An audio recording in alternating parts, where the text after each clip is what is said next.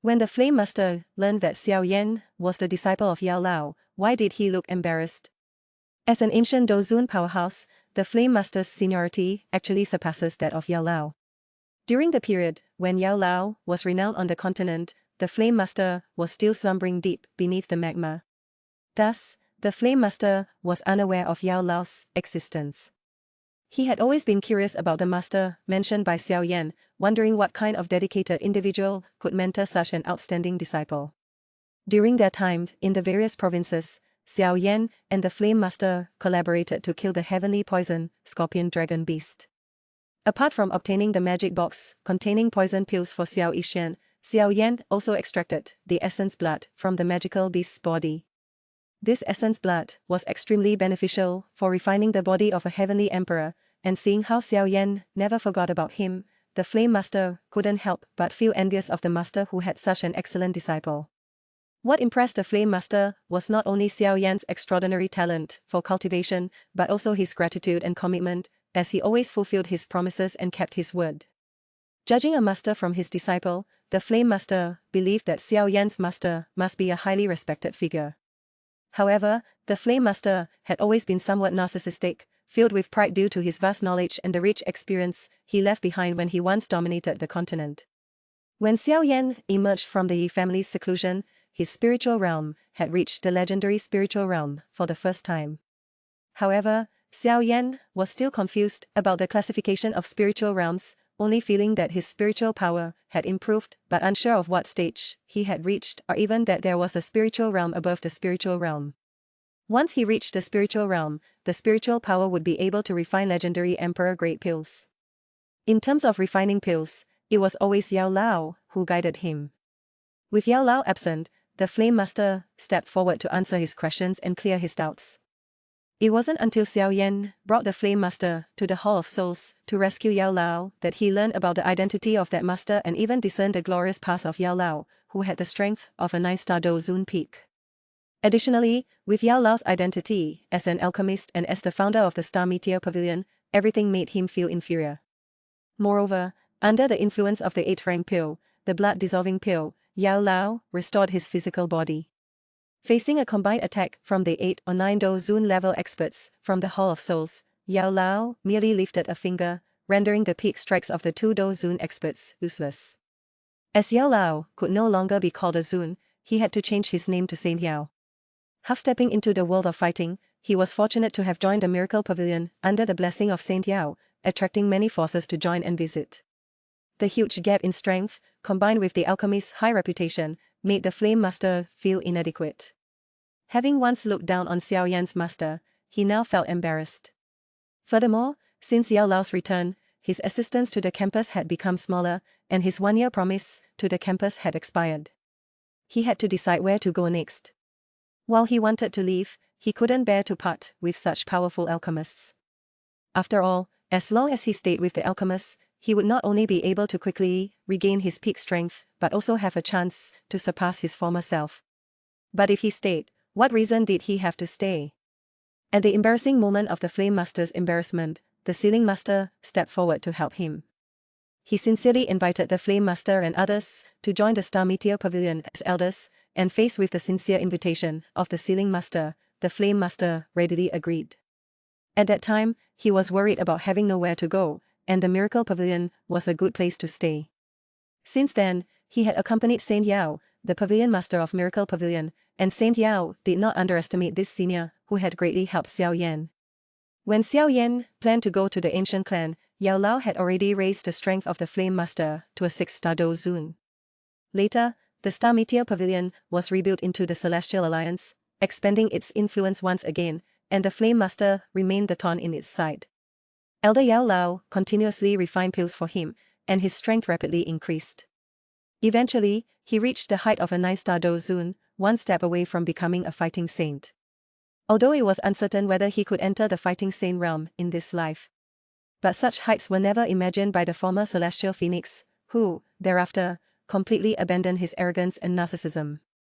He no longer dared to underestimate Xiao Yan at will, this esteemed teacher, whose admiration for Yaochen was equally splendid. He harbored immense gratitude towards himself, realizing that his own experiences far surpassed those of his peers, and were no longer worth boasting about.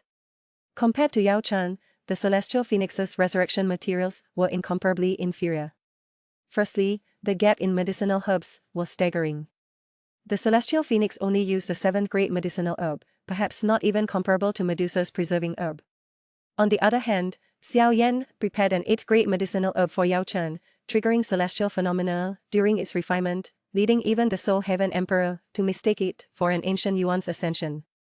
The difference between the two was like heaven and earth. Secondly, regarding the blood of demonic beasts, Xiao Yan only used the blood of a 7th-grade scorpion dragon beast for the celestial phoenix's resurrection, which can only be considered adequate in quantity. However, compared to Yaochen's blood, refined by the heavenly demon emperor to return to the ancient imperial bloodline, comparable to Z, it was simply impossible to bridge the gap in quality. Lastly, concerning the body, Xiao Yan resurrected the celestial phoenix using the corpse of a dozong, even that of Yunshan, who was just a 3-star dozong and was promoted through Soul Palace's medicine feeding. On the other hand, Yaochen's body was resurrected using a genuine dozun's corpse. Xiao Yan even specifically found a dosain's arm for Yaochen and risked entering ancient ruins to find a soul infant fruit, all to achieve Yaochen's perfect resurrection. Therefore, there was simply no comparison between the celestial phoenix and Yaochen. The celestial phoenix's resurrection, to maintain his dozun strength, was already fortunate. However, despite the seemingly rudimentary conditions of the celestial phoenix's resurrection compared to Yaochen's, the celestial phoenix did not harbor any resentment towards Xiao Yan because of it. On the contrary, he deeply knew that his ability to return after 1,000 years of downfall was all thanks to Xiao Yan's efforts, a debt of gratitude he engraved in his heart. After his resurrection, the celestial phoenix did not feel discouraged by the gap in strength. Instead, he cherished this opportunity for rebirth even more. He understood that the improvement in strength was not achieved overnight but required time and effort. Therefore, he decided to follow Xiao Yan, accompanying him on his journey, to train together in the hope of one day catching up to Yaochen's pace. During his time with Xiao Yan, the celestial phoenix not only made significant progress in strength but also experienced tremendous growth in mentality. He learned humility and modesty, no longer as arrogant and domineering as before. He realized that while strength was important, what mattered even more was the indomitable and persevering spirit. Xiao Yan, witnessing the change and growth of the celestial phoenix, was pleased. He knew that despite the rudimentary conditions of the celestial phoenix's resurrection, his potential and talent were not diminished. Given enough time and opportunity, he would surely be able to return to his peak state and even surpass it. Therefore, Xiao Yan decided to guide and assist the celestial phoenix more attentively in the days to come. He believed that in the near future, the celestial phoenix would become his capable assistant, facing various challenges together. And so, the celestial phoenix and Xiao Yan embarked on the path of cultivation together. Although their starting points were different, their goals were the same: to pursue the pinnacle of martial arts and become the strongest on this continent. In the novel, Battle Through the Heavens, the protagonist Xiao Yan is not actually a kind-hearted character. Throughout the story, Xiao Yan proves to be ruthless towards any force that crosses him or has grievances with him, wiping them out completely, leaving none behind. Now the question arises, which forces were wiped out? 1. Cloud Sect. Initially, Xiao Yan had no grudges with the Cloud Sect. It all began with Xiao Yan's 3-year agreement with Nilan Yanran, followed by the death of Mo Cheng and Yun Leng's provocation. At first, Yunshan didn't take it seriously, but when Yun Leng attacked the Xiao family, leading to the massacre of the Xiao family and Xiao Yan's father, Xiao Chong's fate unknown, an enraged Xiao Yan returned to the Cloud Sect and killed Yun Leng in front of Yunshan. This enmity was irreversibly established. Later, when Yao Lao was captured by the Soul Palace, intensifying Xiao Yan's anger, he killed Yunshan during his 3rd visit to the Cloud Sect.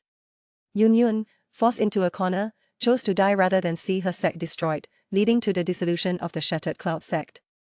2. Ice River Valley. The master of the Ice River Valley possessed a later-stage disaster poison physique and coveted Xiao Sun's innate disaster poison physique to perfect his own physique. Xiao Yan rescued Xiao Sun multiple times, attracting the pursuit of the Ice River Valley's strong. Fortunately, Tianhuo Zun and Sun Er intervened in time, saving Xiao Yan from danger. Xiao Yan had intended to destroy the Ice River Valley, but the valley sealed its own fate by joining the Abyss River Union. In the later stage, Xiao Yan led the Flame Alliance to wipe them out. 3. Sky Abyss Sect. This relatively insignificant sect initially had no major grievances with Xiao Yan. The conflict arose during the Den Assembly over the ancient bronze piece, leading to a feud with the Sky Abyss sect's young master. In a fit of anger, Xiao Yan disabled the young master. Later, in the struggle for the position of the Flower sect's master, Xiao Yan disrupted the Sky Abyss sect's plan to absorb the Flower sect. The enmity grew stronger over time. The Sky Abyss sect joined the Abyss River Union to besiege the Falling Star Pavilion, intensifying the hatred. Eventually, both the Sky Abyss sect and Ice River Valley were wiped out by the forces led by Xiao Yan. 4. Wind Thunder Pavilion. The enmity between Xiao Yan and the Wind Thunder Pavilion originated from the 3000 Thunder movement, which Xiao Yan acquired during the auction in the Black Corner region. There was no connection between Xiao Yan and the theft of the Wind Thunder Pavilion's scripture library. However, the Wind Thunder Pavilion accused Xiao Yan of theft, leading to constant harassment and attempts on Xiao Yan's life. In their pursuit, the enmity grew deeper. In the later stage, the Wind Thunder Pavilion colluded with the Tianhuo Phoenix clan to join the Abyss River Union. They were ultimately annihilated by Xiao Yan, with the Wind Thunder Pavilion's master, Lei Zun, being killed in one blow, and the so-called scripture library becoming Xiao Yan's possession. 5. Soul Palace, Soul Clan. The Soul Palace was the largest antagonist force in the middle of the story. Xiao Yan had many grievances with the Soul Palace, starting with the capture of his mentor, Yao Lao, and his father, Xiao Zhan, among others. The Soul Palace committed numerous atrocities, appearing wherever there was war. To rescue his father, Xiao Yan led the Tianhuo alliance directly into the Soul Palace's headquarters. He directly exterminated this ancient sect that had stood for countless years. However, behind the Soul Palace lurked the Soul Clan, one of the 8 ancient clans in the Central State, cementing Xiao Yan's complete enmity with them. During the Battle of the Twin Emperors, Xiao Yan utilized the Eternal Flame, a flame unique to him, to seal the Soul Emperor in the Flame Plaza and wipe out the Soul Clan. This act finally brought an end to Xiao Yan's feud with the Soul Clan.